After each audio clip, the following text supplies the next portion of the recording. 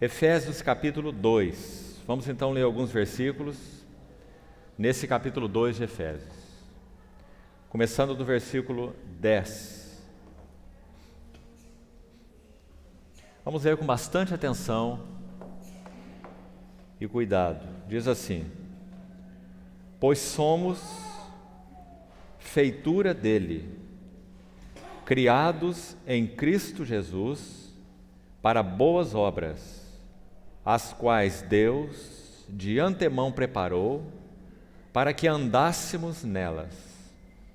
Portanto, lembrai-vos de que outrora vós, gentios na carne, chamados incircuncisão por aqueles que se intitulam circuncisos, na carne, por mãos humanas, naquele tempo estáveis sem Cristo, separados da comunidade de Israel e estranhos às alianças da promessa, não tendo esperança e sem Deus no mundo.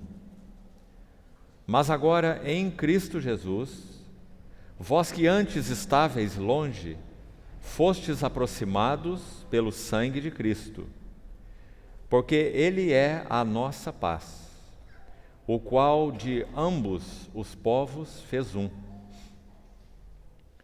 E tendo derrubado a parede de separação que estava no meio, a inimizade, aboliu na sua carne a lei dos mandamentos na forma de ordenanças, para que dos dois criasse em si mesmo um novo homem, fazendo a paz.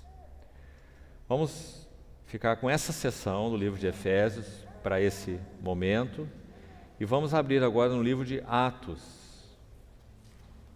Atos, capítulo 20. Atos 20, a partir do verso 24.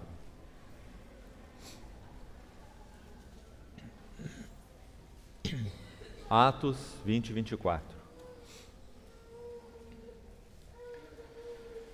Porém, em nada considero a vida preciosa para mim mesmo, contanto que complete a minha carreira e o ministério que recebi do Senhor Jesus, para testemunhar o Evangelho da graça de Deus.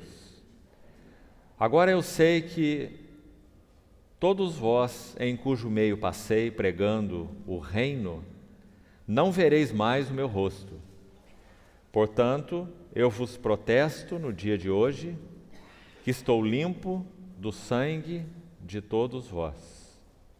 Agora atenção nesse verso 27.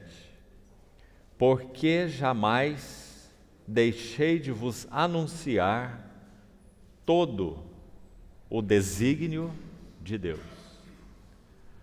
Uma outra tradução possível, todo o conselho de Deus. Jamais deixei de vos anunciar todo o conselho de Deus. Antes de voltarmos à Epístola aos Efésios, que é então objeto do nosso estudo, vamos considerar essa frase específica e buscar entendê-la. Irmãos, ontem nós falávamos que nenhum de nós que fomos chamados pelo Senhor, pela sua graça, e consequentemente somos, estritamente falando, todos nós somos cooperadores do Senhor nesse trabalho de Deus duplo, de edificar aqueles que Ele tem chamado, a sua igreja, edificar a sua igreja, quanto pregar o Evangelho para aqueles que não conhecem o Senhor. Um duplo propósito e missão que nós temos sido chamados para cooperarmos com o Senhor, na edificação dos que já são salvos e no chamamento dos que não o são. Mas nenhum de nós tem o direito e nem a liberdade diante do Senhor de pregar um evangelho menor do que aquele que é o evangelho do Novo Testamento, o evangelho da Bíblia, o evangelho que diz respeito ao Filho de Deus, o evangelho que é o Filho de Deus. Paulo, quando começa a sua epístola aos Romanos, ele diz que ele foi separado para o evangelho de Deus com respeito ao seu Filho. O Evangelho de Deus não é um evangelho que anuncia bênçãos específicas, como nós falamos ontem. Sim, o Evangelho contém muitas bênçãos específicas. Efésios 1 diz que nós fomos abençoados em Cristo Jesus com toda sorte de bênçãos espirituais.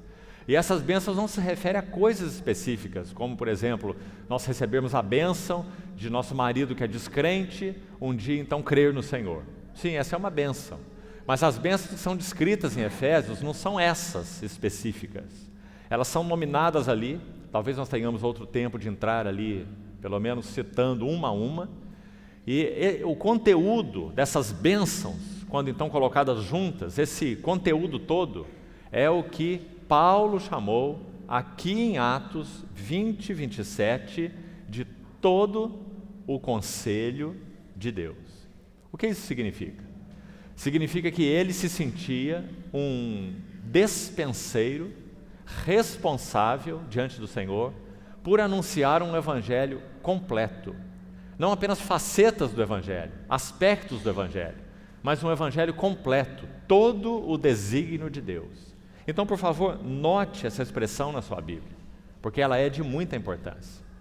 E nós sabemos que por deficiência, muitas vezes de entendimento espiritual, de compreensão da palavra de Deus no seu todo maior, de revelação desse conselho de Deus, dessa economia de Deus, como nós falamos ontem, já explicamos qual o significado disso, né? A economia do mistério, ou dispensação do mistério, palavra que Paulo usa lá em Efésios capítulo 3.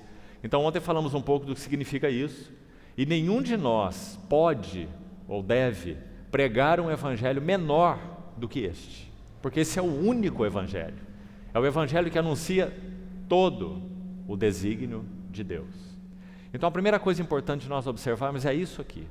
E onde nós vamos obter ajuda para compreender esse todo desígnio de Deus, ou todo o conselho de Deus, ou todo o evangelho de Deus? É claro, nas Escrituras, especialmente nas Escrituras do Novo Testamento, e mais particularmente nas Escrituras das Epístolas, quando então esse conteúdo do grande conselho de Deus, ele vai se abrindo para nós, na medida então que vamos entrando em compreensão espiritual, pela revelação do Espírito, no assunto desse grande evangelho de Deus.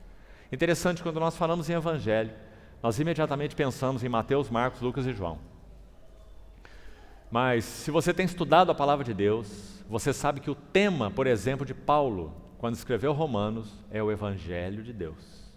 A Epístola aos Romanos começa e termina contendo essa frase: o evangelho de Deus. Abre e fecha o livro de Romanos. E nós sabemos que aquele livro expõe, então, de uma maneira tão maravilhosa, tão sistemática, esse conteúdo do evangelho de Deus. E você lembra onde ele começa e onde ele termina, não é? Romanos. Aquela parte mais doutrinária, os capítulos 1 a 12.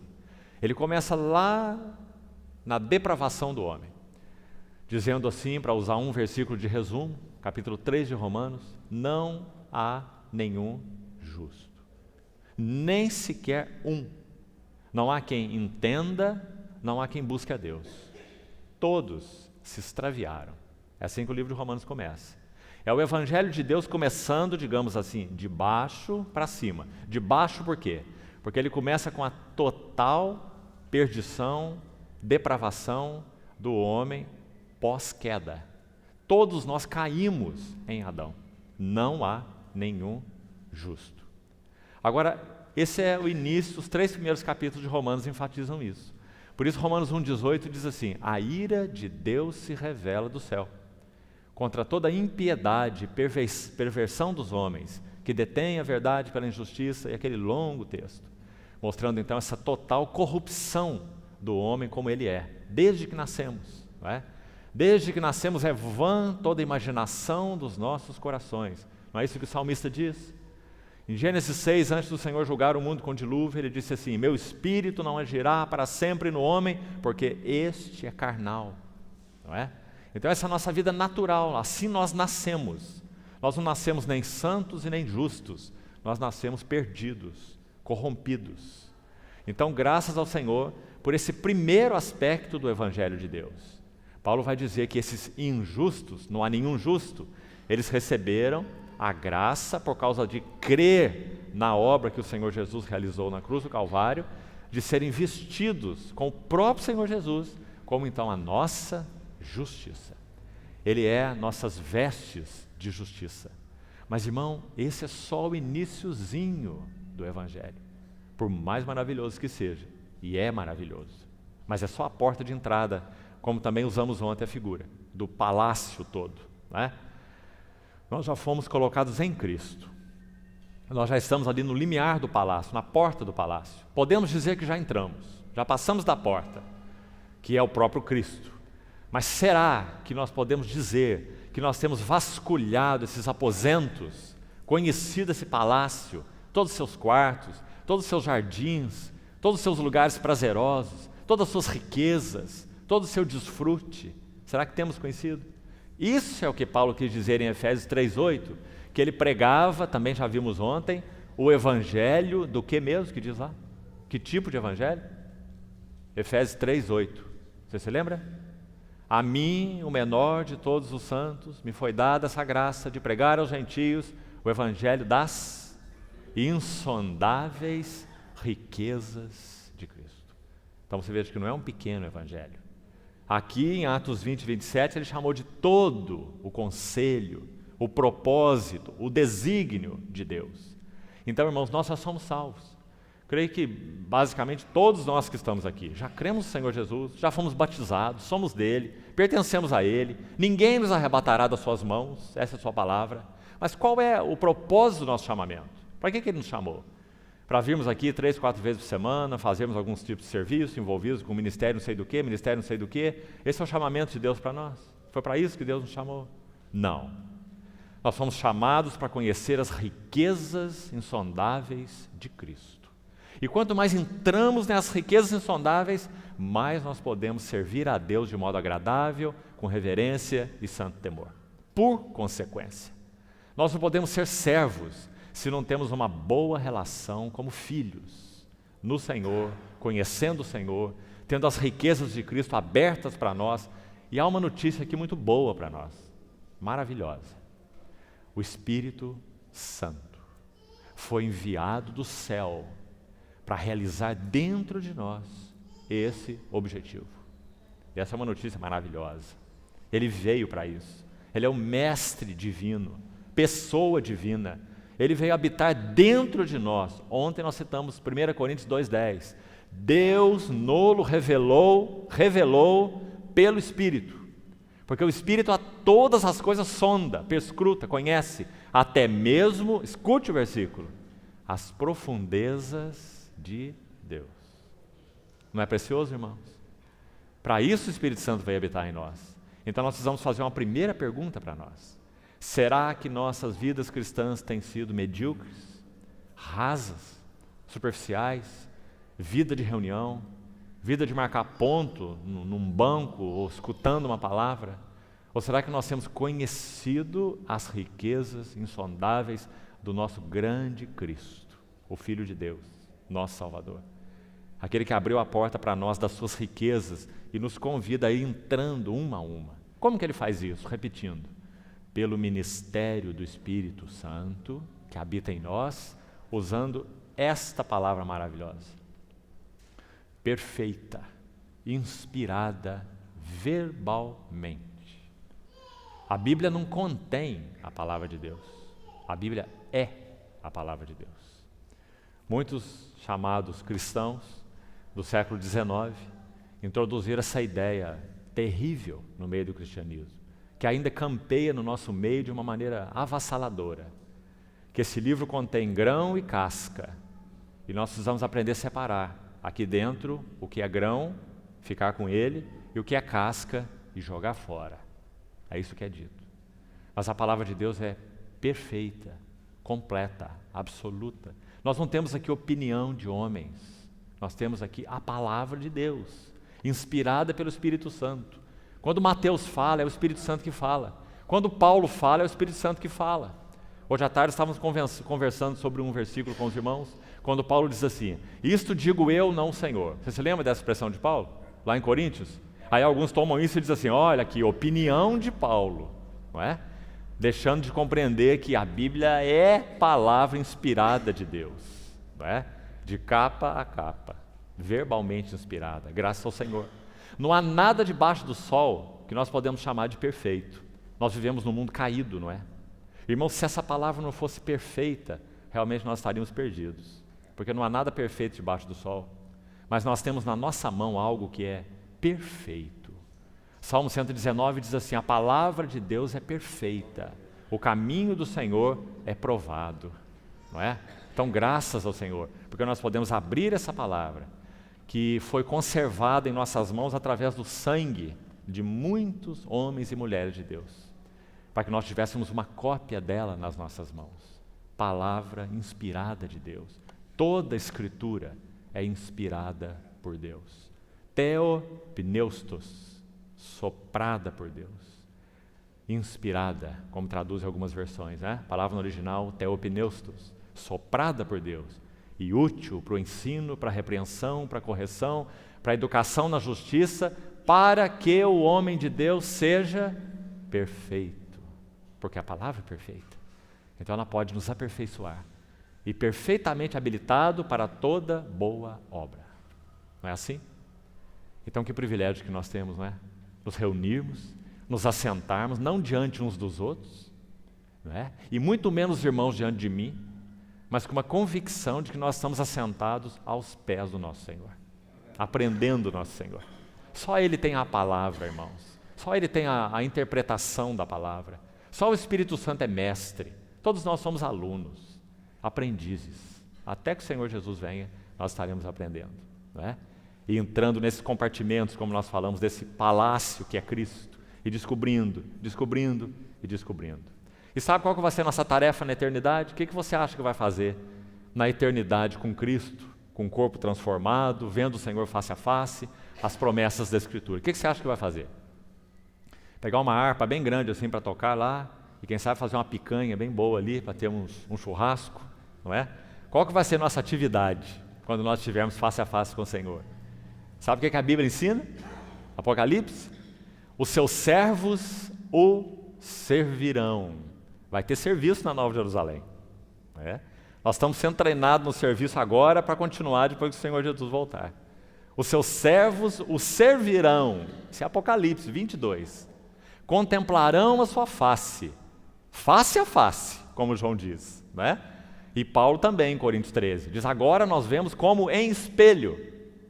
Porque nós não vemos nosso Senhor ainda face a face. Então vemos obscuramente. Mas um dia nós conheceremos como também nós somos conhecidos por Ele. Ou seja, plenamente. Né? Então seus servos o servirão, contemplarão a sua face e nas suas frontes estará escrito o nome dEle. Isso é o que diz Apocalipse 22.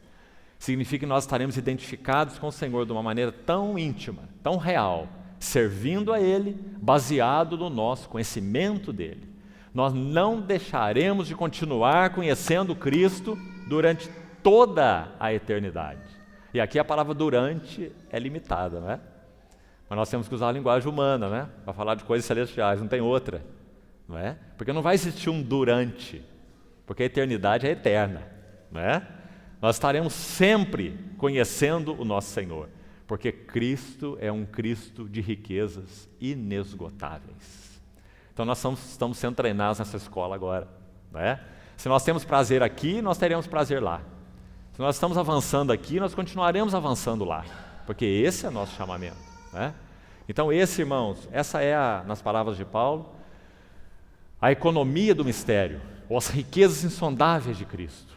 Então que o Senhor nos ajude a dar uns passozinhos mais nessa noite, e acima de tudo, como nós falamos, que o Espírito Santo encontre lugar de ministério nas nossas vidas. Se isso acontecer, sabe qual vai ser o resultado? Nós poderemos sair daqui com a convicção: algo mais das belezas de Cristo foi revelada a mim. E sabe qual é o resultado disso? Contemplando como por espelho as glórias do Senhor, nós somos transformados de glória em glória. E quem faz essa obra? Como termina esse versículo? Como pelo Espírito do Senhor. 2 Coríntios 3,18. Então Ele está aqui para isso. Ele veio habitar em nós para isso, né? Vamos então voltar no texto de Efésios, que nós acabamos de ler. E com a ajuda do Senhor vamos dar mais uns passos, além do que nós já demos no início ontem. Efésios 2, nós iniciamos no verso 10 a leitura e fomos até o verso 15. Então vamos agora devagar na leitura que nós acabamos de fazer, porque nós vamos agora recolher palavras, realidades maravilhosas nesse pequeno texto cheio de conteúdo. Então, volte aí, por favor, para o verso 10, que diz assim: pois somos feitura dele. Vamos ficar com essa frase aqui por enquanto. Irmão, nunca leia nenhum versículo da Bíblia desconectado do seu contexto. Essa é um primeiro princípio de interpretação bíblica importantíssimo. Sempre coloque o texto no seu contexto, para você não fazer bagunça. Você já viu pessoas que recortam versículos, por exemplo, Filipenses 4,13. As pessoas gostam tanto desse versículo que já colocaram em adesivo, para colocar em vidro de carro, né? E o versículo diz assim: tudo posso naquele que me fortalece. Nós gostamos muito desse versículo, não é? Porque nós interpretamos esse versículo assim: o que eu quero? O que eu preciso? O que eu necessito? É disso, disso ou daquilo. Então tudo eu posso naquele que me fortalece. Sabe o que significa se nós pensamos assim? Nós estabelecemos a meta, nós estabelecemos o propósito, a vontade é nossa, e nós temos o Cristo, poderoso Cristo, para nos ajudar nos nossos interesses. Então tudo posso naquele que me fortalece. Você viu a coisa sutil aí? Não é isso que o versículo está dizendo. Nenhum sentido. É isso que o versículo está dizendo. Mas é assim que ele é usado. O que você quer? O que você deseja? Tudo você pode naquele que te fortalece. Isso tem um nome: humanismo, e não cristianismo. Agora, o que esse versículo quer dizer, Filipenses 4, de 10 a 13, é que Paulo, quando estava lá numa prisão em Roma, acorrentado a soldados, durante 2 anos permaneceu ali. Atos 28, o livro de Atos termina assim: 2 anos numa casa que ele próprio alugou, naquele prisão domiciliar romana. Dali ele escreveu a epístola aos Filipenses. E ele recebeu um donativo dos Filipenses, escreve aquela carta agradecendo esse donativo e diz assim: eu aprendi a viver contente em toda e qualquer situação. É isso que ele quis dizer com tudo posso naquele que me fortalece. Ele está dizendo: quando eu tenho abundância, é Ele que me fortalece. Quando eu tenho escassez, é Ele que me fortalece. Quando eu sou humilhado, é Ele que me fortalece. Quando eu sou honrado, também é Ele que me fortalece. Tudo posso naquele que me fortalece. Então os irmãos, vejam o perigo de tirarmos o versículo do contexto e fazermos a nossa interpretação, né? Então a mesma coisa nós vamos fazer aqui com o versículo 10. Quando diz assim: pois somos feitura dele, esse pois, ele está carregado de conteúdo por trás dele. Tem pelo menos 9 versículos antes desse pois, onde o contexto começa. É lá no versículo 1. Veja como começa: ele vos deu vida, estando vós mortos nos vossos delitos e pecados, nos quais andastes outrora, segundo o curso deste mundo, príncipe da potestade do ar. E ele vai descrevendo todo esse versículo. Aí no verso 4 ele começa o ponto de virada. Ele diz: mas Deus, sendo rico em misericórdia, por causa do grande amor com que nos amou, estando nós mortos de delitos e pecados, nos deu vida juntamente com Cristo. E vai citando. Aí no verso 10 ele faz uma conclusão. Por isso precisamos desse contexto. Pois, quando ele diz pois, ele está colocando uma coroa aí, fazendo a conclusão de tudo que ele já falou. O que ele falou? Ele falou que nós estávamos completamente desgarrados, alienados, não servíamos para nada, mercadoria estragada, não é? Andando segundo o curso deste mundo, segundo o príncipe da potestade do ar e do espírito que agora ainda atua nos filhos da desobediência. E ele falou: entre os quais todos nós andamos outrora. Uma mercadoria bem estragada. Esse éramos nós, não é? Então aí ele começa esse ponto de virada no versículo 4. Mas Deus sendo rico em misericórdia. Aí fala tudo que ele diz aí, maravilhoso. Não vamos destacar porque não é nosso foco exatamente aqui hoje. E aí ele conclui no verso 10, onde nós começamos. Pois. Então ele vai dizer que aqueles que estavam completamente inválidos, extraviados, sem utilidade alguma para o propósito de Deus, eles foram agora feitos, porque a palavra está no presente, pois somos. Não é seremos e nem fomos, é somos, é presente. Nós somos uma feitura dele. Então agora aqui nós somos desafiados por essa expressão, sabe por quê? Precisamos compreender o que é essa feitura. O que é isso que nós somos, que Paulo chama de feitura? Ainda bem que tem esse T aqui no meio, né? Porque o que nós éramos antes, você tem que tirar o T. É feiura, não é? E o Senhor nos fez feitura. É uma palavra muito maravilhosa. Você sabe qual é a palavra na língua original? Poema. Poema. Essa palavra é grega, de onde vem nossa palavra em português, poema. Nós somos poema dele, criados em Cristo Jesus para boas obras. Agora, não vamos levar o assunto para o lado romântico, não. Vamos ficar com o assunto no lado bíblico. O que é esse poema? Que tipo de poema Deus escreveu em Cristo Jesus, quando nos chamou, e prossegue escrevendo até que ele esteja completo? Nessa obra encarregada pelo Senhor Jesus e pelo Pai ao Espírito Santo, como nós já falamos, que foi enviado do céu para realizar essa obra maravilhosa, de completar essa feitura, essa obra-prima de Deus. Então vamos ver que tipo de obra é essa. Presta atenção. Há palavras-chave aqui que vão nos ajudar. Pois somos feitura dele. Olhe essa palavra aqui. É uma palavra de ligação importante dentro do livro de Efésios. Criados. Palavra de ligação com o quê? Vou citar para os irmãos os 3 versículos onde a palavra criados aparece em Efésios. Só 3 vezes ela aparece. Se você juntar os 3 versículos, você vai montando o quadro, entendendo o que é a feitura de Deus, ou o poema de Deus que nós vemos aí. Então, o primeiro lugar já está aí, você está vendo. Somos feitura dele, criados. Agora, olha de novo essa palavra no verso 15, logo aí em seguida. Nós também já lemos esse verso. Está dizendo que o Senhor aboliu na sua carne a lei dos mandamentos na forma de ordenanças, para que dos 2, você sabe o que são esses 2, né? Judeus e gentios, 2 povos, com aquela parede de separação que havia no meio, como ele cita aqui, aquela inimizade, aquele ódio entre o povo que tinha os oráculos de Deus, que eram os judeus, e os gentios, né? Então, uma parede intransponível, socialmente falando, culturalmente falando, especialmente espiritualmente falando, né? Então está dizendo que dos 2, e aí está a palavra de novo, olha aí, criasse. Então a mesma palavra criados, que apareceu no verso 10, está aparecendo aqui como criasse, só numa conjugação diferente, né? Criasse em si mesmo um novo homem fazendo a paz. Agora, antes de procurarmos entender, então, vamos voltar aqui já, mas vá para frente um pouquinho mais. Efésios 4:24. Abra esse versículo, por favor. Efésios 4:24. Olha aí a palavra de novo. A última vez, a terceira vez. Diz assim: e vos revistais, agora aqui é algo para ainda fazermos. Não se preocupe em compreender isso agora, nós vamos voltar isso aqui e procurar explicar passo a passo. E vos revistais do novo homem, está aí a palavra, olha, criado, terceira vez, criado segundo Deus, em justiça e retidão procedentes da verdade. Agora vamos buscar dar então, volte para o capítulo 2, vamos dar o primeiro passo aqui. Coloque juntos o versículo 11 e o versículo 15, juntos.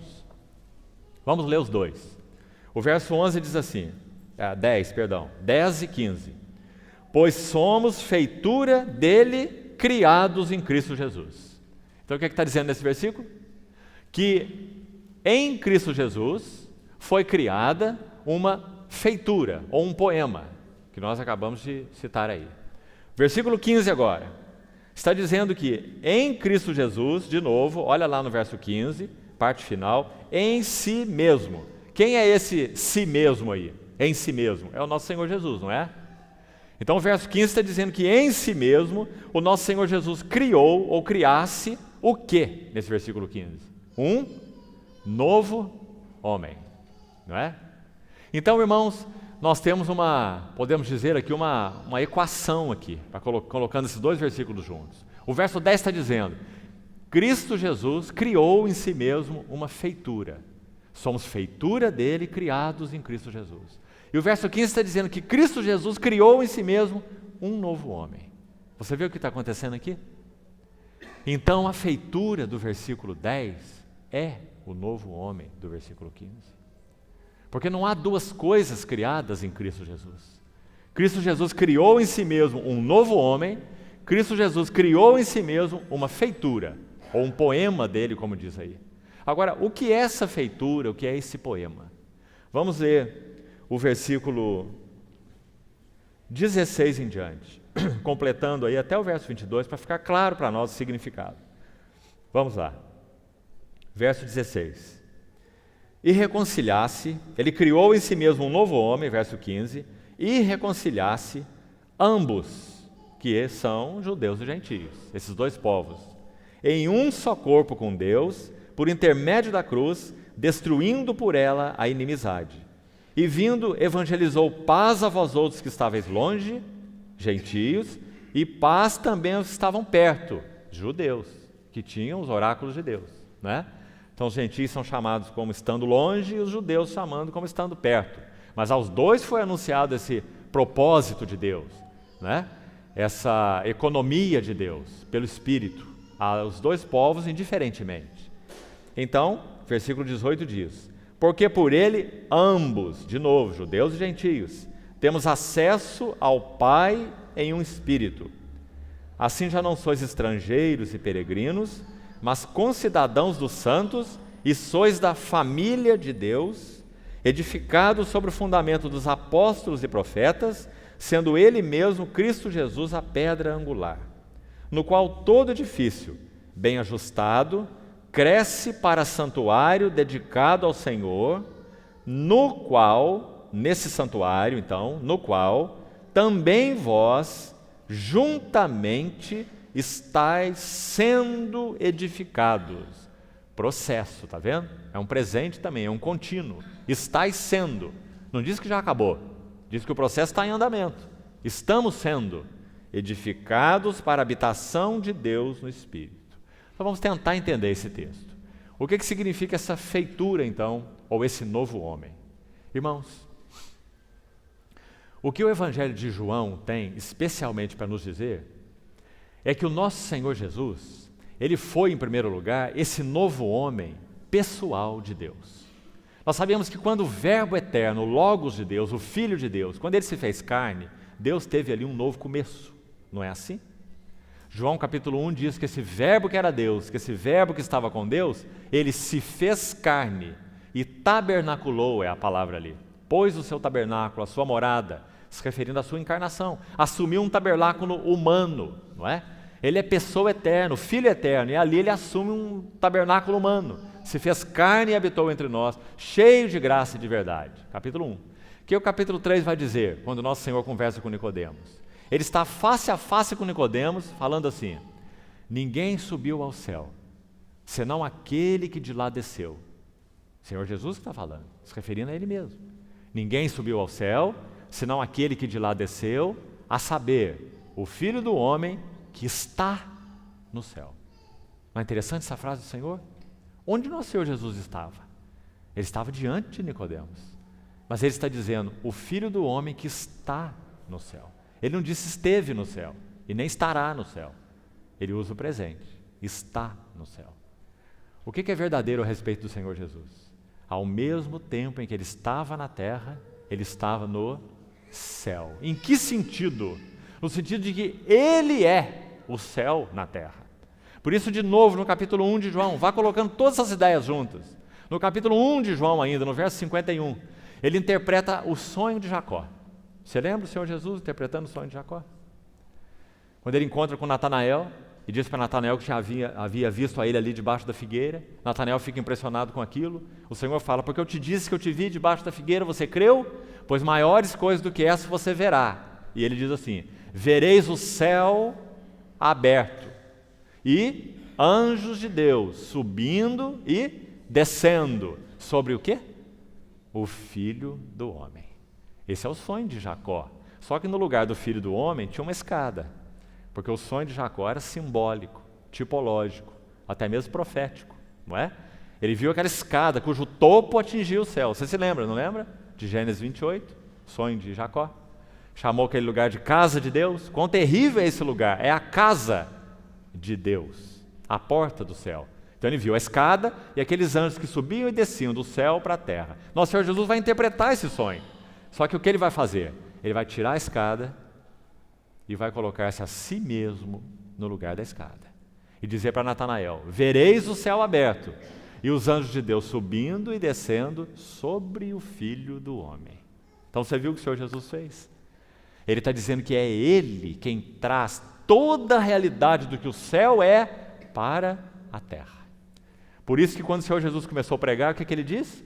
Arrependei-vos, porque está próximo o reino dos céus.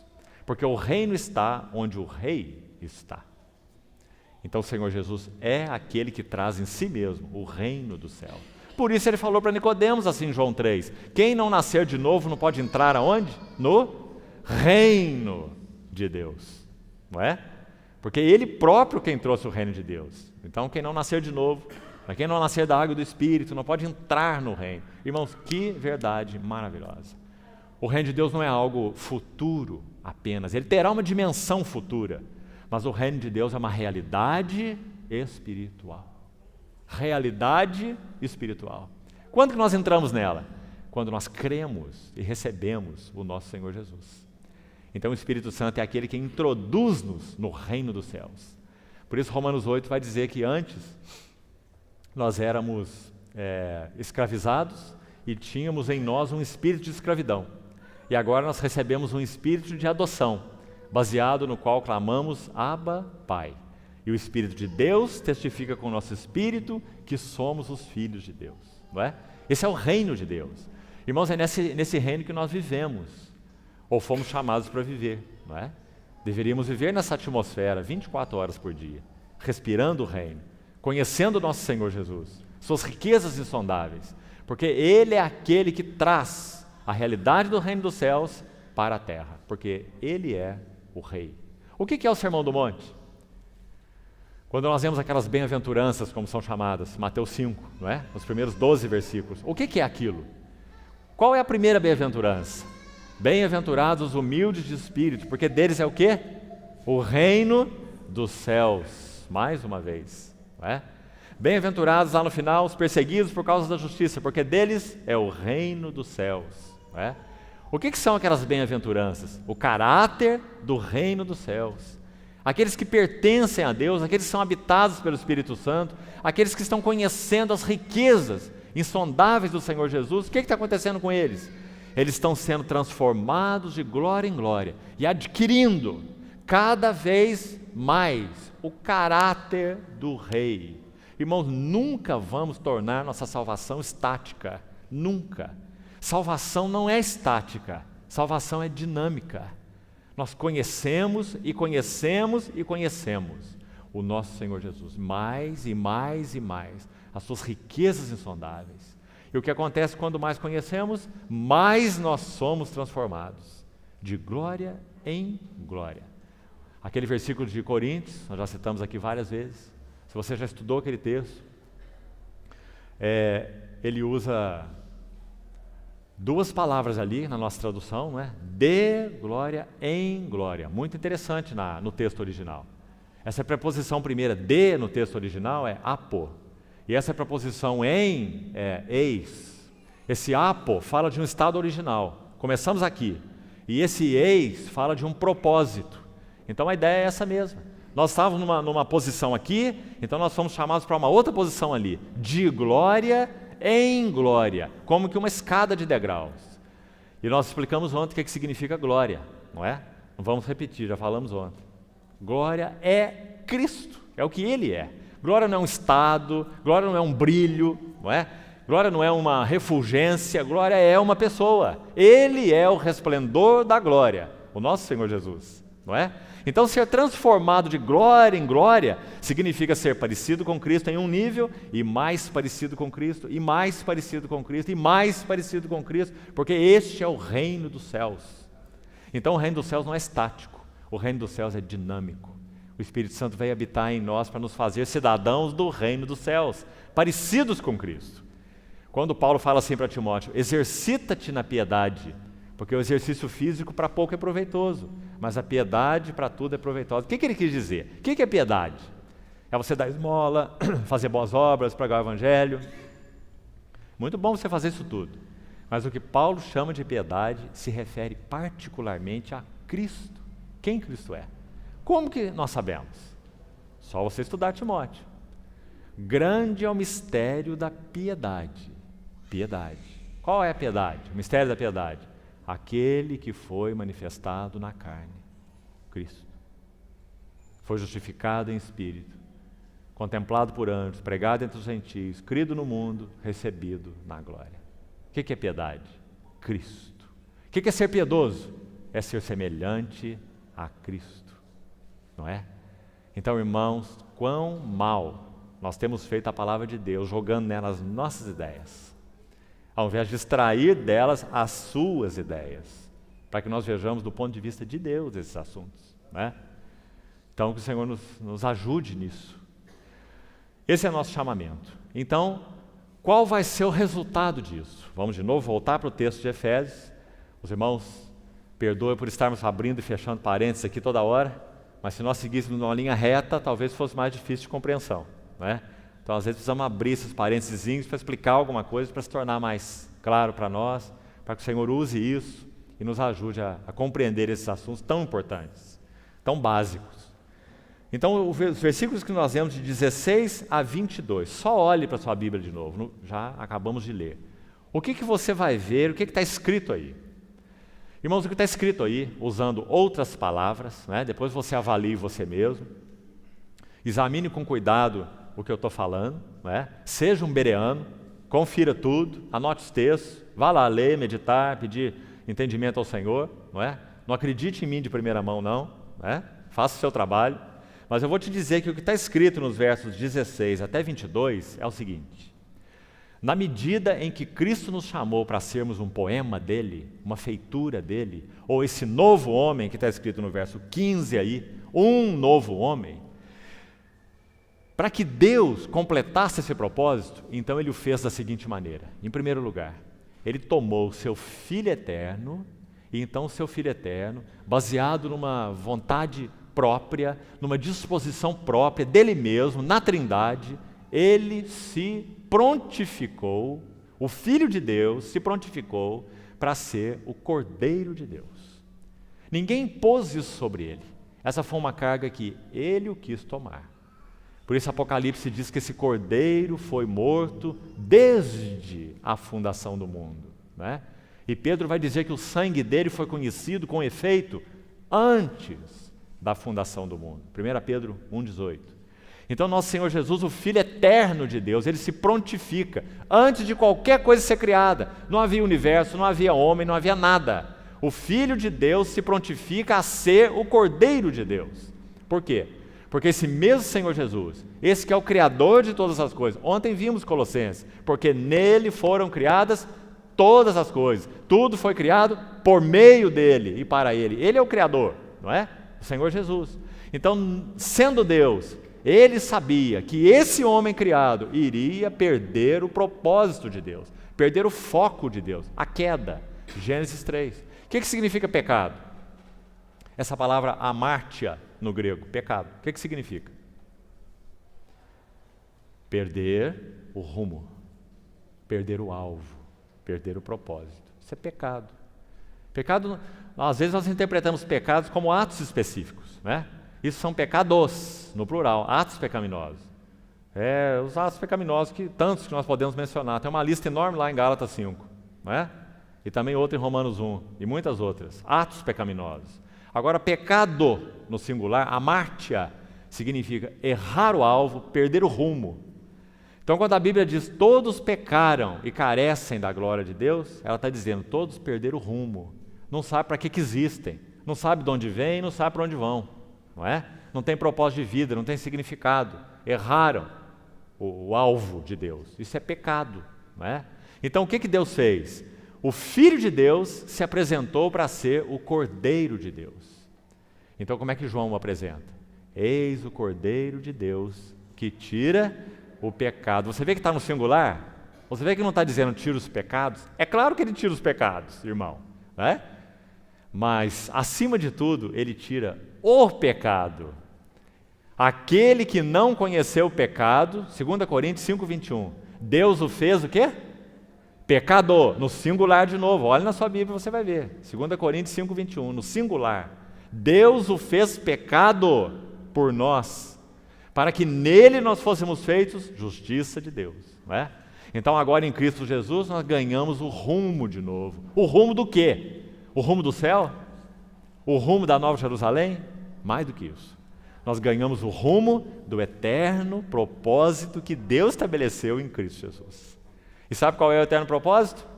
Que nós sejamos um novo homem, ou uma feitura dele. Você está acompanhando? Então o Filho de Deus se apresentou para ser o Cordeiro de Deus, né? Tirando o pecado do mundo. E daí? Então ele realizou aquela obra tremenda. Deus meu, por que me desamparaste? Julgou o pecado na sua carne, ressuscitou dos mortos. E aqui tem tantos detalhes maravilhosos, né? Nós não vamos poder gastar tempo com eles. Por que ele ressuscitou? Porque o pecado, de novo no singular, não tinha autoridade para segurá-lo. Por quê? Porque o pecado, a morte, tem direito de segurar tudo aquilo que o pecado toca. Então nem o pecado nem a morte tinham direito de segurá-lo, porque ele entrou na morte sem pecado. Então o Senhor Jesus, quando entra na morte, ele é como um estranho no ninho. É como Jonas no ventre do grande peixe. Você lembra o que aconteceu com Jonas? Por que o Senhor Jesus falou, nenhum sinal será dado para essa geração má e adúltera, senão o sinal de Jonas? Por quê? O Senhor Jesus está usando a figura de Jonas como uma parábola para ele mesmo. Sua morte e sua ressurreição, muito evidente, não é? Aquele peixe teve que vomitar o Jonas na praia, não é? Porque o Jonas não era comida de peixe. E também o nosso Senhor Jesus não era alimento para a morte. Então Pedro, quando vai pregar em Atos 2, no Pentecostes, ele vai dizer assim, ele ressuscitou rompendo os grilhões da morte, não é? Porque era, olha a palavra que Pedro usa, irmão, aprecie isso, impossível. Ele rompeu os grilhões da morte, Pedro está dizendo, porque era impossível que ele, o Senhor Jesus, fosse retido por ela, pela morte. Por quê? Porque o salário do pecado é a morte. Mas o Senhor Jesus não, obrigado, irmão. O Senhor Jesus não pecou, então ele não tem nenhuma dívida para pagar para a morte. Então quando o Senhor Jesus entra na morte, ele destrói a morte. Não é o que Paulo fala? Com essas palavras, escrevendo para Timóteo, 1 Timóteo 1, ele fala que o Senhor Jesus destruiu a morte e trouxe à luz a vida e a imortalidade mediante o Evangelho. Esse é o nosso Senhor Jesus. Então os grilhões da morte não podiam segurá-lo, porque ele não tinha dívida relacionada ao pecado. Então ele vence a morte. É exaltado à destra do trono da majestade nas alturas. Só o livro de Hebreus fala isso 4 vezes. Assentado à destra do trono, à destra da majestade. Né? Então ele se assenta no trono de Deus. E daí, o que mais? Atos 2,33 diz assim, ele recebe do Pai a promessa do Espírito. Exaltado, ele recebe essa promessa. Atos 2,33. E ele derrama isto que vedes e ouvis. Pentecostes. Então qual é o Espírito que nós recebemos? O Espírito de Jesus glorificado. Esse é o Espírito Santo. É o Espírito do Jesus glorificado. É o Espírito Santo que conhece tudo sobre vida humana. É o Espírito Santo que conhece tudo sobre tentação humana. É o Espírito Santo que conhece tudo sobre dificuldade humana, tribulação humana, provação, privação humana. Por quê? Porque ele é o Espírito de Jesus glorificado. É por isso que nós somos assistidos. Que maravilhoso, irmão. E o que ele veio fazer conosco? Em primeiro lugar, ele veio nos dar vida quando nós estávamos mortos. Acabamos de ler aí em Efésios. Mas isso também é só o comecinho. Vamos usar uma figura para tentar entender. Se nós compramos um terreno, um lote, aqui nessa cidade, e pretendemos construir uma casa, a ideia de casa na tipologia bíblica é glória. Casa sempre fala de glória, expressão. Então nós compramos esse terreno, limpamos aquele mato, tiramos aquele lixo, assinamos a escritura de propriedade, ele nos pertence, compramos o terreno. Aí nós compramos agora 20 mil tijolos e mandamos descarregar naquele terreno. Depois disso, nós não chamamos o nosso amigo e falamos assim para ele, vamos lá para você ver a minha casa. Nós temos o terreno, escritura de propriedade, todo o material necessário, já lá, em termos de tijolos, né, pelo menos, mas ainda não temos casa. Irmãos, essa é a nossa história relacionada ao eterno propósito de Deus. Nós já somos filhos, nós já somos habitados pelo Espírito Santo, já fomos regenerados, já entramos no reino de Deus, porque já nascemos da água e do Espírito, né? Então já entramos no reino. Mas o que o Senhor quer fazer conosco agora? Então aí nós corremos um risco de nos vermos como, digamos, trabalhadores para Deus. Ele quer nos usar para ganhar outras almas. Isso é parte do propósito dele. Mas, sobretudo, ele quer tomar essas que não eram pedras e que agora são pedras vivas, da linguagem de Pedro, não é? Nós não éramos nada e agora Cristo, que é a pedra, ele nos fez pedras vivas. Também vós mesmos, como pedras que vivem, no plural, sois, olha, escute a palavra, edificados. Casa espiritual. Para serdes um sacerdócio santo, para oferecer de sacrifícios espirituais agradáveis a Deus por meio de Jesus Cristo. Você viu a feitura de Deus aí? Agora nas palavras de Pedro, nós fomos feitos pedras vivas, cada um de nós que é habitado pelo Espírito Santo é uma pedra viva, mas o que nós precisamos? Agora nós precisamos sofrer um trabalho do Espírito Santo. Para usar a figura do Velho Testamento, é como aquela espevitadeira que o sacerdote tomava lá no tempo do Velho Testamento e usava para aparar o pavio da luz do candelabro, quando ela estava fumegando, aquele pavio queimando. Você lembra? Para que aquela luz estivesse sempre clara, brilhante, acesa. Isso a Bíblia chama de o trabalho da cruz em nós. Não é a cruz de Cristo que ele fez, é o que o Espírito Santo quer fazer em nós, através do trabalho da cruz, pela palavra, usando a palavra de Deus como espada afiada de 2 gumes. Lembra de Hebreus 4? Que penetra até o ponto de separar, de dividir coisas dentro de nós que precisam ser separadas. Alma de espírito. Porque nós não podemos servir a Deus na esfera da alma. Ninguém serve a Deus com boa vontade, com bom senso. Essa não é a maneira de servir a Deus. Nós devemos servir a Deus baseado na revelação de Deus. E não baseado na nossa boa vontade, não é? Nos nossos talentos naturais, ou seja o que for. Então, dividindo alma e espírito, juntas e medulas. Olha o trabalho da cruz em nós. Escute esse texto. E julgando os pensamentos e os propósitos do coração. Isso é Hebreus 4, 12 e 13. Isso é trabalho da cruz. Então, irmão, não ache que porque você é filho de Deus, o assunto está terminado na sua vida. Porque o assunto está só começado. O Espírito Santo vai usar a espada afiada e ele vai dividir, separar e cortar. Existe muito, muito dentro de nós que ainda entristece o Espírito Santo. Então o Espírito Santo, na sua misericórdia, ele vai tomar a palavra viva de Deus. Por isso precisamos amá-la, por isso precisamos obedecê-la, por isso precisamos crer nela, meditar nela, estudá-la. Lâmpada para os meus pés é a tua palavra e luz para os meus caminhos, não é? Uma profecia se referindo ao Senhor Jesus, Salmo 40, diz assim: dentro em meu coração está a tua lei. Paulo em Colossenses fala assim: habite ricamente, não é um pedacinho aqui, um pouquinho aqui, uma coisinha lá, não é? Um alimento de culto de domingo, não. Paulo falou: habite ricamente em vós a palavra de Cristo, ricamente, não é? Por quê? Porque ela é essa palavra, espada viva e eficaz, cortante, mais que uma espada de 2 gumes, e vai então dividir alma e espírito, juntas e medulas, e sondar os pensamentos e os propósitos do coração. É aí que o Espírito Santo deseja entrar, irmãos. Porque quando esse processo vai avançando na nossa vida, o resultado é essa edificação de Deus que nós estamos vendo aqui em Efésios 2. Nós vamos nos tornando edifício de Deus. Sabe qual é o nosso problema? Sim, nós somos pedras. Se nós cremos no Senhor Jesus, já temos a vida do Senhor Jesus em nós. Mas nós somos pedras todas tortas, pedras todas pontudas, cheias de arestas, incapazes de serem colocadas juntas. É isso que nós vemos. Ciúmes, invejas, disputas, partidarismos, busca de glória pessoal, cada um quer aparecer mais do que o outro, não é?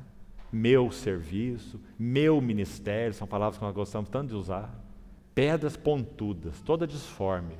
Somos de Deus, somos pedras, mas pedras não aparadas. Então nós precisamos que essa espada venha, essa tesoura venha e corte, corte, corte, corte, para que nós possamos então ser justapostos, um ao lado do outro, um sobre o outro. E nosso Deus possa não apenas ter um monte de pedras vivas, mas Ele possa ter uma casa espiritual, onde então Ele possa habitar, e ter prazer, e se manifestar, e encontrar descanso. Casa, que figura maravilhosa essa da casa, né? Nós falamos que na tipologia bíblica, casa tipifica a glória. O que você faz quando chega na sua casa? Chegou lá com aquele sapato que incomodou o dia inteiro, aquela gravata que não te deu sossego, né? E você chega na sua casa e faz o quê? Você continua lá com ela, com aquele sapato incomodativo, aquela gravata no pescoço, até na hora de sair para a cama? É assim que você faz? Você chuta o sapato para longe, atira aquela gravata, porque você entrou no lugar de repouso, prazer, descanso. O que Deus está buscando na sua casa, irmãos? Não é outra coisa. Descanso. Descanso. Por que Deus não pode descansar na sua casa? E os irmãos sabem a qual casa que eu estou me referindo, né? Não é essa aqui feita de material de construção, né? É a igreja do Deus vivo. Por que Deus não tem encontrado descanso na sua casa? Porque existe coisa demais dentro de nós que não tem tido a nossa permissão, porque precisa da nossa permissão. O Espírito Santo é gentil, é um soberano gentil, o Espírito Santo. Então Ele nunca vai fazer esse trabalho se nós não dissermos: vem Espírito Santo, realiza esse trabalho em mim, usa a palavra e me apara, e me corta, e me poda, não é? Não é a linguagem do Senhor em João 15? Todo ramo que produz fruto, Ele poda, para que produza mais fruto ainda. Permanecei em mim e eu permanecerei em vós, não é? E lá naquele mesmo contexto Ele fala das suas palavras, porque é a palavra que faz esse trabalho. Então Ele fala: se permanecerdes em mim e as minhas palavras permanecerem em vós. Então Ele vai cortando as arestas das pedras, e as pedras vão realmente sendo justapostas.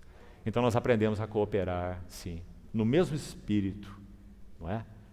Sem a realidade coríntia, ciúmes e contendas e partidarismos e divisões, e eu prefiro Paulo, eu gosto mais do Apolo, eu gosto é do Cefas, não é? Divisões, preferências, tudo que é humano, medíocre, carnal, que entristece o Espírito Santo, não é?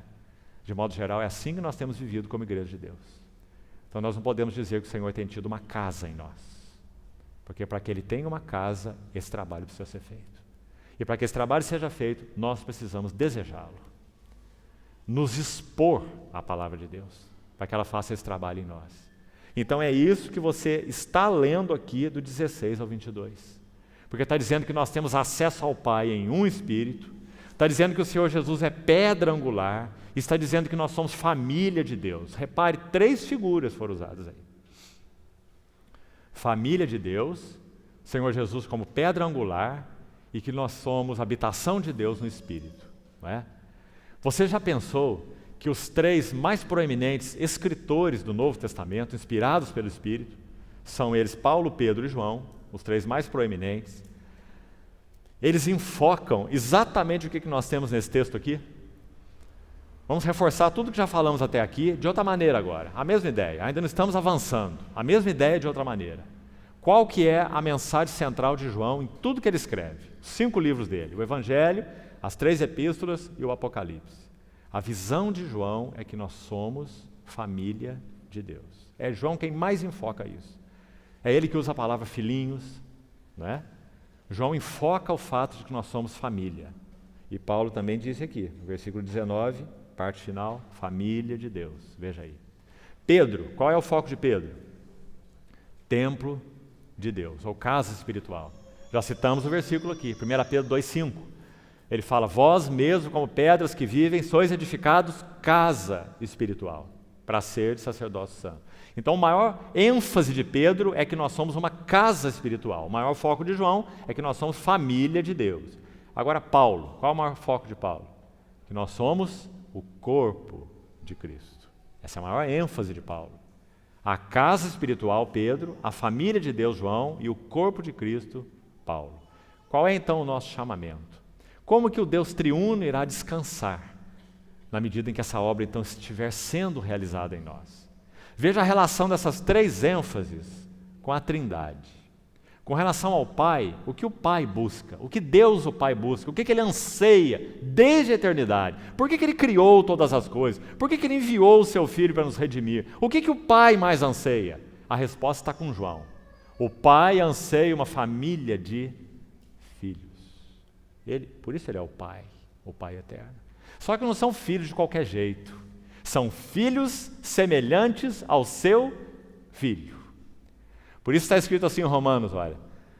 E aos que de antemão conheceu, também os predestinou para serem conformes à imagem do seu Filho, para que ele seja o primogênito entre muitos irmãos, ou muitos iguais a ele. Então o que o Pai deseja? Uma família de filhos semelhante ao seu Filho. Que o caráter do seu Filho esteja em nós. Que o caráter do seu Filho seja formado em nós. Então o Pai vai ter não só um filho, unigênito, mas o unigênito foi feito primogênito, para que todos os outros filhos tivessem o mesmo caráter e expressão daquele filho, né? Então essa família de filhos, isso com relação ao Pai.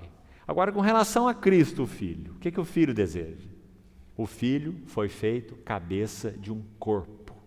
O que o Filho deseja é um corpo para se expressar. Esse é o foco de Paulo, um corpo de muitos membros.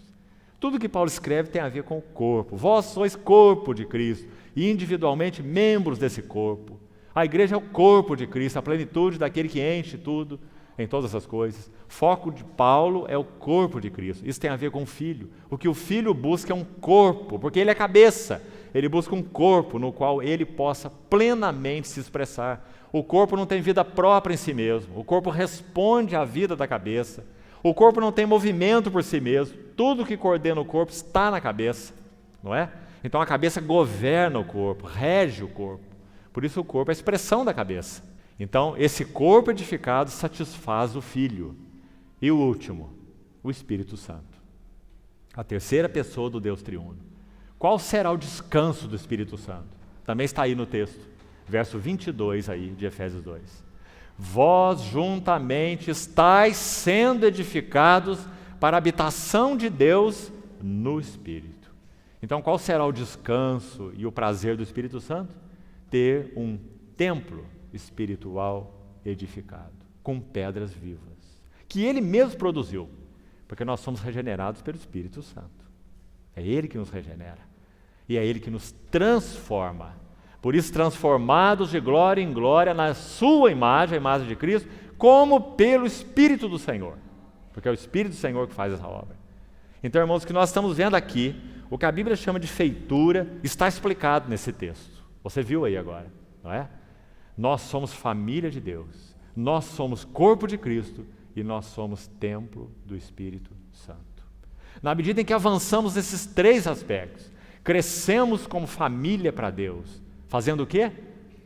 ênfase de João, amai-vos uns aos outros, assim como eu vos amei. Essa é a família de Deus. No foco de Paulo, corpo de Cristo. Então, aprendendo a nos movermos e vivermos de uma maneira coordenada. 1 Coríntios 12 é um grande capítulo sobre o corpo de Cristo. Lembra? Não pode os olhos dizer a mão. Não pode o ouvido dizer aquela outra parte. Não é assim? Porque Deus coordenou o corpo. Isso é Coríntios 12. Concedendo mais honra àquilo que menos tinha. Para que não haja divisão do corpo. Antes cooperem os membros. Veja aí, membros. Com igual cuidado em favor uns dos outros. Não é? Então é nisso que precisamos avançar. Será que temos estado bem nisso? Se aquele trabalho da cruz que nós falamos, a espada do Espírito, a palavra de Deus, não estiver aparando arestas em nós, nunca chegaremos a essa realidade.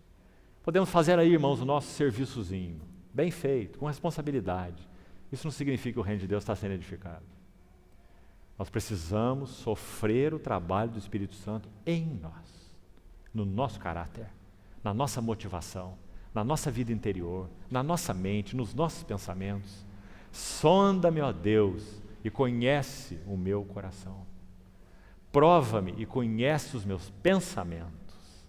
Vê se há em mim algum caminho mau. Isso é Davi orando.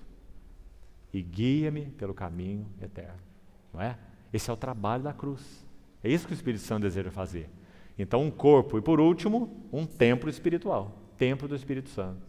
As pedras vivas postas juntas, uma do lado da outra, uma sobre a outra, para que Deus tenha uma casa. E nós aprendamos, então, no mesmo Espírito, cooperarmos uns com os outros. Em mútua submissão, corpo de Cristo não tem hierarquia. Hierarquia é de exército, não do corpo de Cristo. No corpo de Cristo nós somos dependentes uns dos outros, não é? Devemos nos submeter uns aos outros, nos mover em pluralidade. Então, nós só podemos alcançar isso, irmãos, na medida em que esse propósito, então, de Deus ficar claro para nós e nós formos respondendo a Ele de todo o nosso coração, dizendo: Senhor, perdoa a nossa pequena compreensão, a nossa compreensão limitada, e nos ajuda a avançar para aquilo que o Senhor nos chamou. Nós não fomos chamados por homem nenhum, nós não fomos chamados por denominação nenhuma, nós fomos chamados pelo Senhor Jesus, para vivermos dele, nele, para ele e respondermos ao seu eterno propósito. Que Ele nos ajude nisso, irmãos. Então, até o versículo 22, nós temos a revelação desses assuntos que nós acabamos de falar. Depois você leia cuidadosamente. E se você puder, se você tem instrumentos para isso, vá na língua original, vá na sua concordância, vá lá no seu léxico do grego, faça tudo que você puder, para você compreender o que está escrito aqui. Mergulhar na palavra de Deus, estudá-la. Acima de tudo, sobre tudo que falamos aqui, tomar a atitude de Efésios capítulo 1, verso 17. Essa mesma carta. Quando Paulo começou essa carta, ele disse assim para os Efésios: que Deus vos dê, que Deus vos conceda espírito de sabedoria e revelação, no pleno conhecimento dele. Essa é a nossa maior necessidade. As outras coisas vão ajudar, mas elas não são em si mesmo revelação. Há muitos professores de seminário que parecem cebola. Eles têm uma cabeça enorme, né? Mas tem uma raiz desse tamanho. Não é assim? Muito conhecimento, mas um conhecimento estéril, um conhecimento que não afeta nem mesmo a vida deles, muito menos a de outros. Não é? Esse não é o tipo de conhecimento que a Bíblia nos chama para ter. Esse é conhecimento acadêmico. Nós fomos chamados para ter conhecimento espiritual, porque as coisas de Deus são espirituais, não é? Agora, é claro que alguns instrumentos podem nos ajudar, mas em si mesmos eles não são nada. Eles não são revelação, eles não são sabedoria, né? Então tem que ser mantido no seu lugar. Nós precisamos do Espírito Santo, usando esse instrumento para abrir a palavra de Deus para nós. E então nós podemos ser mesmo edificados com ela. O que nós mais carecemos como igreja, irmãos, é que a palavra de Deus afete nossa vida. Na medida em que ela afetar a nossa vida, ela vai afetar a dos outros. E isso é o que nós mais carecemos, né? Então que o Senhor nos ajude nisso, aos seus pés. Agora vamos concluir, mais 10 minutos nós terminamos. Nós vamos avançar para o verso 24 que nós lemos, o 4:24. E vos revistais do novo homem, está aí ele de novo, que já foi citado lá no 2:15, né? Dizendo que o Senhor Jesus criou em si mesmo um novo homem. Vamos com calma agora. Novo homem está aparecendo aqui 2 vezes, no 2:15 e no 4:24. Só que no 2:15 está dizendo que o Senhor Jesus já fez algo, Ele já criou, na cruz do Calvário. Ele criou em si mesmo um novo homem. Isso é o que o nosso Senhor Jesus fez na obra dele. Agora, o que o Espírito Santo está fazendo na obra dele em nós é exatamente trazendo à luz a experiência, aqui na nossa história, aquilo que o Senhor Jesus já fez na cruz do Calvário. Coloque os 2 aspectos juntos. E não sei se você já ouviu assim, mas pense nisso. Nós podemos chamar esse aspecto aqui, ó, do que Cristo fez na cruz, de aspecto objetivo. Isso é o que Ele fez. Você não participou, ninguém participou. Aquele lagar Ele pisou sozinho. Ele disse: está consumado. Ele terminou, Ele realizou o fato objetivo, né? Agora, por que Ele derramou o Espírito Santo, como nós falamos? Por que Ele enviou o Espírito Santo do céu como cabeça exaltada? Para que tudo aquilo que Ele fez na cruz do Calvário possa se processar em nós. Então nós vamos chamar esse aspecto agora de subjetivo. Compreendeu? Então uma coisa é o que Cristo fez na cruz, outra coisa é o que o Espírito Santo quer fazer em nós. O Espírito Santo não vai fazer nada em nós que seja diferente do que Cristo fez na cruz. Então agora você entende esses dois versículos juntos. Na cruz, porque lá, se você ler, confira por favor, faça isso. Olha no versículo 15. Aboliu na sua carne, 2,15, olha com atenção, a lei dos mandamentos na forma de ordenanças, para que dos dois criasse, algo que ele já fez, em si mesmo, um novo homem, olha aí o novo homem, fazendo a paz. Onde que ele criou esse novo homem, em que momento da história? Não está muito claro aí, irmãos? Na sua carne. Agora, quando na sua carne? Quando ele estava curando paralítico, expulsando demônios, alimentando multidão, foi ali que ele criou um novo homem? O que você acha? É claro que não, não é? É quando na cruz do Calvário ele disse, está consumado. E derrubou a parede de separação. Ali ele criou um novo homem. Então isso é a verdade objetiva em Cristo. Não importa se você crê, se você não crê, se você concorda, se você não concorda. Graças a Deus que não depende de nada disso. É o que é o fato espiritual. Deus fez em Cristo. Graças ao Senhor. Agora ele enviou o Espírito Santo para quê? O Espírito Santo é o executivo de Deus. É o embaixador de Deus. Agora ele veio trazer aqui para a nossa história, para a nossa experiência, aquilo que Cristo já consumou na cruz do Calvário. Então você vai ver novo homem aqui e novo homem aqui. Primeiro Cristo criou esse novo homem na cruz do Calvário. Agora o Espírito Santo está trazendo à luz esse novo homem agora, entre nós, fazendo esse trabalho de edificação do novo homem, que nós já explicamos alguma coisa aqui, usando sobretudo a palavra de Deus vivo e eficaz. Nos podando, nos cortando, nos disciplinando, nos corrigindo, formando o caráter de Cristo em nós. Então esse é o aspecto subjetivo. Compreendeu? Então no capítulo 2 é o objetivo, no capítulo 4 é o subjetivo. Agora então é aqui que nós vamos concluir por hoje. Vamos dar uma olhada no aspecto subjetivo. É lindo, irmãos, é lindo, é precioso. Como esse processo é realizado em nós? Vamos ver rapidamente, olha aí, capítulo 4, verso 17. Isto, portanto, digo, e no Senhor testifico, não mais andeis como também andam os gentios, na vaidade, futilidade dos seus próprios pensamentos, obscurecidos de entendimento. E aí ele vai nessa lista até o verso 19, mostrando o nosso andar antes de conhecermos o Senhor, como gentios, né? Agora, preste atenção no verso 20. De 20 a 24, se você quiser dar um pequeno tema para essa sessão aí, sabe qual seria um bom tema? A escola de Cristo. A escola de Cristo, onde nós estamos matriculados. Em primeiro lugar, graças ao Senhor, porque nós não pedimos para matricular nessa escola, porque nós estávamos mortos nos vossos delitos e pecados. Mas o Senhor veio até nós e nos matriculou nessa escola. Ele nos deu capacidade de crer nele, foi Ele mesmo que nos deu capacidade, né? Então Ele nos regenerou, Ele nos deu vida e Ele nos matriculou na escola. Uma escola interessante, uma escola que não tem férias e funciona 24 horas por dia, o ano inteiro. Nós estamos matriculados nela. Como é que funciona essa escola? Vamos ver, versículo 20, olha lá. Mas não foi assim que, qual é a palavra usada aqui? Aprendestes. Agora cuidado aí com essa nossa tradução. Esse azinho, ele não consta do texto original.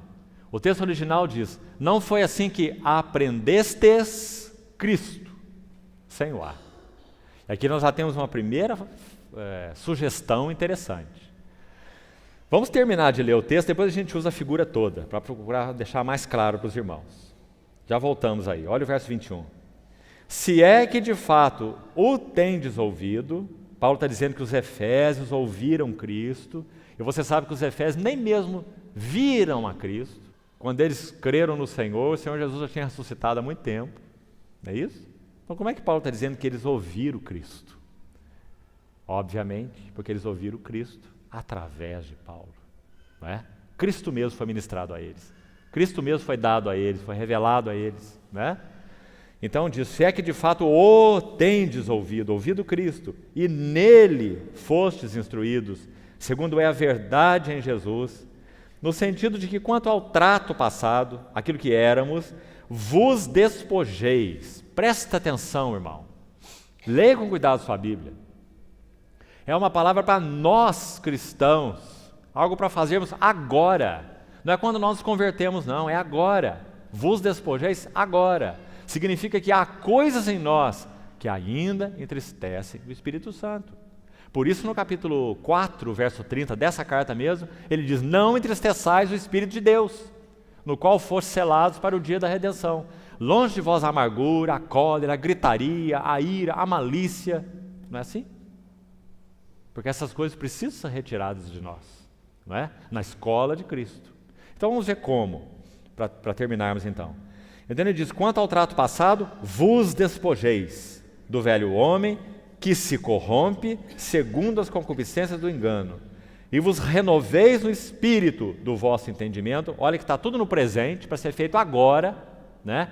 E vos renoveis no espírito do vosso entendimento, e vos revistais, também para ser feito agora, do novo homem, criado segundo Deus em justiça e retidão, procedentes da verdade. Vamos tentar explicar, usando uma metáfora para nos ajudar. O que Paulo está ensinando aí é que a escola de Cristo funciona assim. Em primeiro lugar, o mestre nessa escola é Cristo mesmo. Todos nós somos alunos. Por isso Paulo falou: se é que o tendes ouvido. Se nós chegamos numa reunião dessa, ouvimos a palavra do Senhor e não ouvimos Cristo, então, irmão, você perdeu uma hora da sua vida. Podia ter ficado em casa. Ou nós ouvimos Cristo, ou então nada nos interessa. Só Ele pode nos ensinar. Só Ele pode nos revelar. Só Ele pode nos abrir a palavra, nos dar entendimento espiritual. Não é? Então Paulo falou para os Efésios: se é que o tendes ouvido. Então Ele é o mestre. Segunda coisa, o ambiente. Olhe o versículo 22. Diz: e nele fostes, 21. O contexto começa no verso 20, né? De 20 a 24. Diz: e nele, olha esse nele fostes instruídos. Pega essa palavrinha aí, porque Paulo está falando para a igreja dos Efésios e dizendo que eles foram instruídos nele. Olha que palavra maravilhosa. Está dizendo que o ambiente da nossa reunião é Cristo também, que nós precisamos nos reunir nele, porque existe um outro tipo de reunião, irmão. Sabe como é? É uma reunião em nós. Se você se reunir com os irmãos em você, isso vai ser um grande problema. Se nós nos reunirmos cada um em nós mesmos, nós vamos ter uma confusão e não uma reunião, não é? Então ele diz aí: nele fostes instruídos, porque nós precisamos aprender a nos reunir em Cristo. Em Cristo. Como que nós podemos reunir em Cristo? A chave é: não entristeçais o Espírito de Deus, no qual for selados. Se a nossa vida tem de alguma maneira entristecido ao Espírito Santo, nós não podemos nos reunir em Cristo. Não adianta buscar processo mágico, irmão. Não adianta achar que oração é senha e nem abracadabra. Oração não é isso. Não há mágica. Ou nós vivemos uma vida que honra o Espírito Santo, ou então nós não teremos a bênção de Deus. Não podemos nos reunir em Cristo. Não podemos ser instruídos em Cristo. Podemos receber conhecimento intelectual, mas vai permanecer na nossa mente, sem afetar o nosso coração, sem afetar a nossa conduta, né? Então ele diz: nele fostes instruídos. E aí conclui assim: segundo é a verdade em Jesus. Verdade em Jesus. Essa é a mensagem. Então vamos tomar de novo a figura. Na escola de Cristo, Ele é o mestre, precisamos ouvir a Ele mesmo, que seja através uns dos outros, né? Mas ouvir Cristo mesmo. Então, Ele é o mestre, Ele é o ambiente, nele fostes instruídos, e Ele é a mensagem. Então nós podemos ouvir uma mensagem, mas podemos não ouvir Cristo mesmo. Nós podemos receber uma mensagem, mas podemos não receber Cristo mesmo. Isso faz toda a diferença. O Senhor Jesus falou assim para os seus discípulos, em João 6, verso 63, ele diz assim: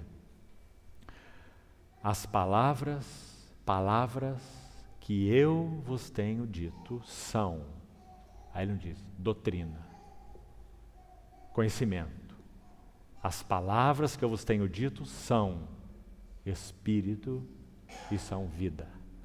É assim que nós precisamos receber Cristo. Do contrário, nós recebemos uma mensagem, mas não recebemos Cristo. E essa não é a escola de Cristo. A escola de Cristo é quando nós recebemos Cristo mesmo. Cristo se dá a nós através da sua palavra.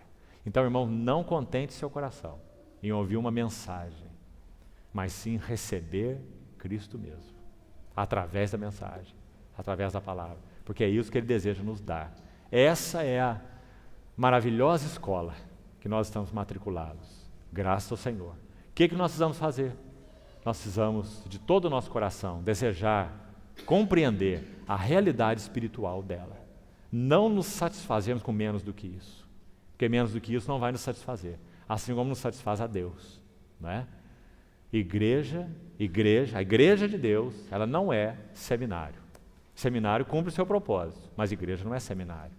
A igreja é a casa do Deus vivo, para que sejamos edificados com Cristo mesmo, não é? E os outros elementos vão ser cooperadores nesse trabalho, né? Então ajude-nos o Senhor, irmãos, e possamos realmente ser gratos a Ele, porque Ele nos introduziu nessa preciosa escola. E agora Ele está fazendo essa obra em nós, usando fielmente essa espevitadeira. Então não esperneie, irmão e irmã, não chore, não faça jogo emocional com Deus, né? Nós temos um Pai fiel, que está nos disciplinando porque nos ama, está aplicando a tesoura profundamente porque Ele quer caráter em nós. Ele não quer só pedras vivas, Ele quer pedras edificadas juntas. Então Ele vai usar tudo. Não fique trazendo cartaz na reunião, dizendo, irmãos, orem por mim, eu estou sofrendo, meu sofrimento está insuportável, né?